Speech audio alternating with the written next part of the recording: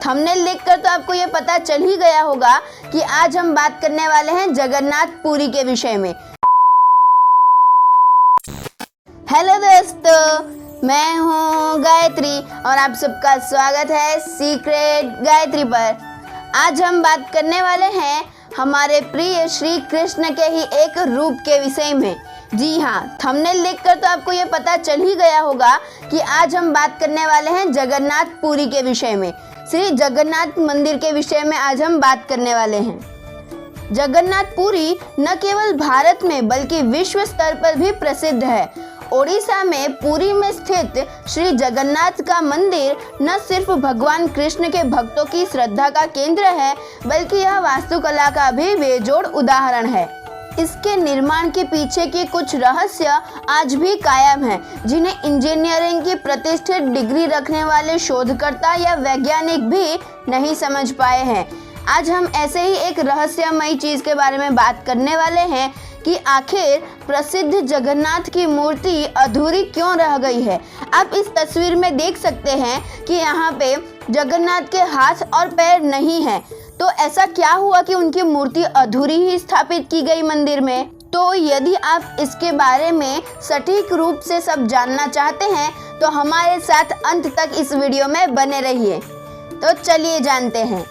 इस मंदिर में स्थापित भगवान जगन्नाथ की मूर्ति अधूरी रह गई है और इसके पीछे एक रहस्य भी मौजूद है।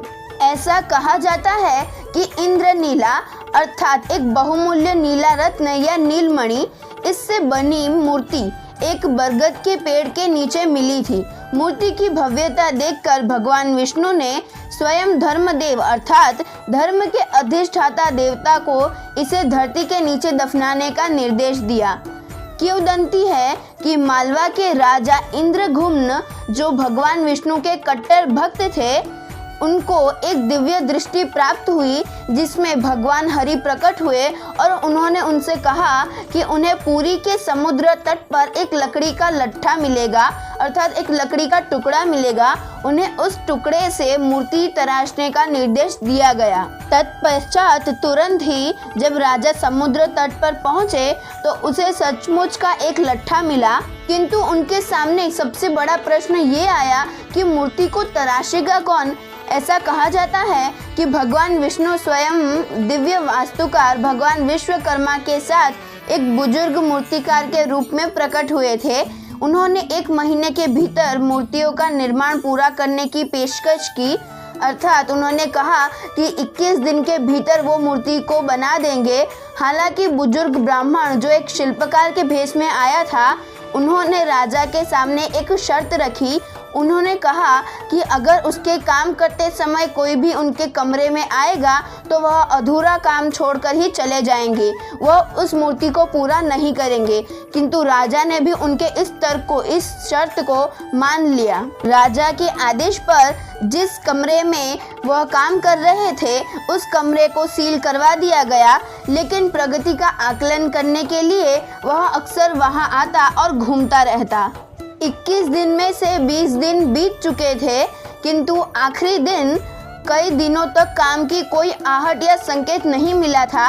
इसलिए राजा की जिज्ञासा बढ़ गई। वो खुद को रोक पाने में असमर्थ होकर उन्होंने दरवाजा खोल दिया और अंदर झांका, लेकिन ब्राह्मण को अधूरी मूर्तियों को छोड़कर गायब पाया, क्योंकि उन्होंने ये शर्त रखी थी कि 21 दिनों तक कोई भी उनके कार्य में विघ्न नहीं डालेगा, दरवाजा नहीं खोलेगा। किंतु राजा ने उस दरवाजे को खोल दिया, इसलिए वह ब्राह्मण वहीं अधूरा काम छोड़कर चला गया।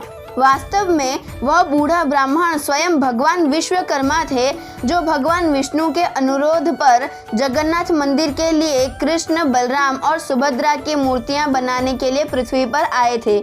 राजा को अपने किए पर पछतावा हुआ और उन्होंने बुजुर्ग शिल्पकार से क्षमा मांगी, लेकिन उसने उत्तर दिया कि यह परमात्मा की इच्छा थी।